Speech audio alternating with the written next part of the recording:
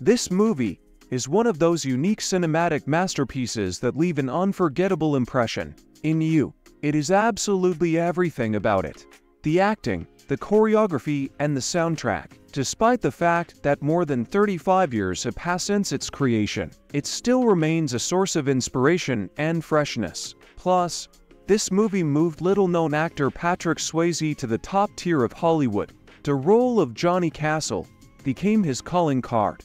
Let's remember how this cinematic masterpiece was created. The script of the movie is in many respects a real story. The playwright Eleanor Bergston embodied her own experience in the image of the main character. In her youth, she was indeed the daughter of a wealthy Jewish doctor and had a passion for dancing.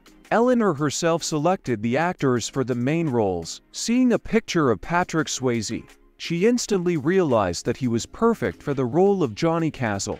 She later learned that Patrick had actually been a dancer in the past. It seemed like the perfect choice for the lead male role. However, Patrick himself did not immediately agree. Swayze was very strict in choosing roles and avoided getting involved with his dancing past. He didn't want to be perceived as a sweet guy, and the script did not enthuse him. The romantic story, the dancer and a rich girl seemed too naive and childish to him. Nevertheless, in the end, he agreed. Jennifer Grey grew up in a family of dancers and was ideal for the main female role. Both Patrick and Jennifer were older than their heroes by 10 years. But on the screen it was not noticeable. Filming took place in the fall of 1986. Changeable weather was a real challenge for the crew. Patrick Swayze insisted on doing all the dance tricks himself. This created a lot of problems for both him and the crew.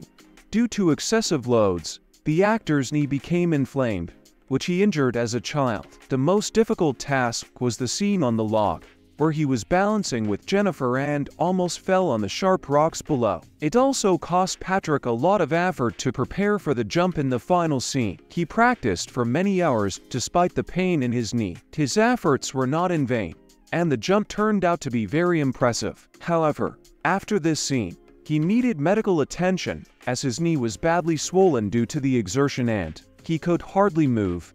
After the premiere, the movie received varied reviews from movie critics. However, audiences received Dirty Dancing with enthusiasm. With a budget of $6 million, the movie grossed over $213 million at the worldwide box office and became a multi-million-dollar hit on video. Who can forget the phrase "nobody corners baby"? Patrick was not a fan of hers and thought she was too simple and corny.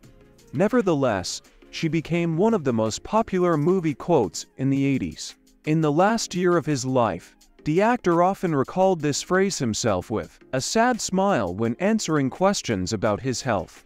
For me, Patrick will always be remembered as an eternal romantic who valued freedom and expressed it through dance. Young, beautiful and alive.